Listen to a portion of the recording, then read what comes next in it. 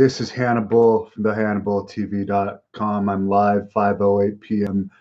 December 19th, and NXT decisively defeated AEW last night, with AEW doing only 683,000 viewers, and NXT doing almost 100,000 viewers more, 778,000 viewers. And from what I understand, the AEW show also overall wasn't good, particularly the Dark Order stuff they did at the end. And NXT was really good, with the show being comparable to the TakeOver. I don't really know what AEW sees in the Dark Order. Those guys were basically low card guys in Great North Wrestling. They're from this area. I never thought they were any good, but supposedly AEW wants to have all their stars basically get beat up by the Dark Order on that episode, and now it caused them to lose. That's one of the deciding factors, of course, that caused them to lose the ratings. So I think it's AEW 8 wins. There's one tie. Last week was a tie, and NXT now has 3 wins. The Real Frisco says the Dark Order was corny to me. Well, one of them's fat and the other one's short. So I don't know, man. NXT was definitely the better show, according to Dave Meltzer. Colt Cabana, whose contract expired in Ring of Honor, was doing announcing for the AEW Dark show, which, by the way, Tony Khan apparently came out during this AEW Dark show and delivered a stunner to Shawn Spears. So from him saying that he was going to stay off camera, I mean, I think they're not going to actually air this, but he's already, I think we're only the 11th week in or something, and he's already like jumping in the ring and delivering stunners to Shawn Spears, who was just a main eventer. So you can already see the downfall of AEW here, in my opinion. One interesting note regarding Raw that Dave Meltzer pointed out was, surprisingly, the AJ Styles versus Randy Orton match on Raw actually lost significant viewers, as I have protein powder on my beard, I'm just noticing. And as I mentioned yesterday, that Raw was actually their lowest non-holiday rated Raw in the history of AEW. And in one other interesting note, related to wrestling in a way, Combate Americas, I already put this in the news, is doing a show in Puerto Rico, which I guess is going to be the first televised MMA show in Puerto Rico in a long time. I think one of the very early UFCs was there that featured Don Fry and Gary Goodridge, who I interviewed both of them.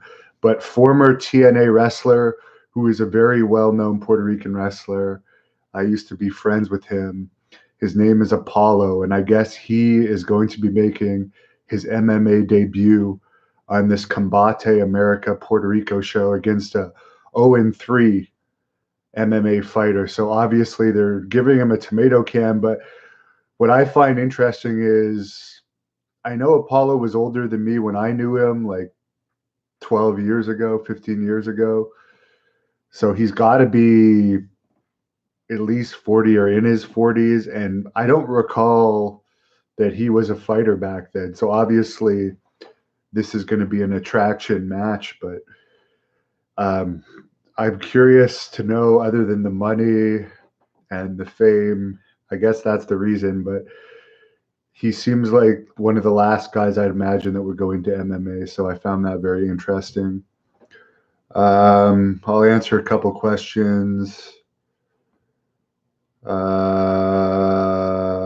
There's a lot of comments more than questions, various opinions. The Real Frisco says the Dark Order was corny.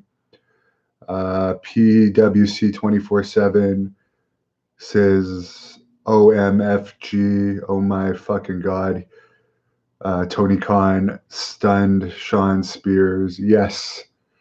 I'm never a fan of like main event talent, and he may not be legitimate main event talent, but he's one of the stars of AEW getting beat up by a non-wrestler. I'm never a fan of that. One slow shine says AEW has a thin roster and nobody wants to see 100-pound dudes wrestling. Well, to be fair, they're not really 100 pounds. They're really more like 130 to 185 pounds overall, with a handful of heavyweights that don't seem to be getting too many matches on the actual Dynamite show for the heavyweights for whatever reason. Walt Clyde says Jungle Boy versus Jericho won't draw flies. Well, it didn't, obviously. That was one of the matches on AEW, and I have nothing against either of those guys.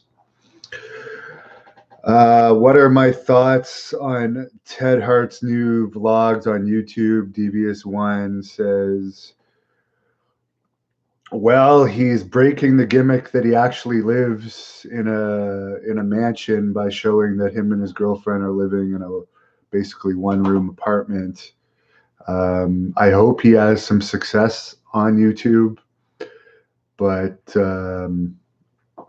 I guess he's been released from MLW, so I don't know if those videos had anything to do with it.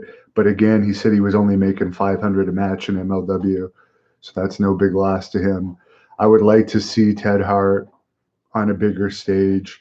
He's way more talented than a Jungle Boy, for instance, or pretty much 90% of the AEW roster, but I think his unpredictability affects him from being signed by a company like AEW. But who knows? He did show up in the AEW audience last week. He was also in the Ring of Honor pay-per-view audience on the weekend. So who knows? Hopefully he will get a chance.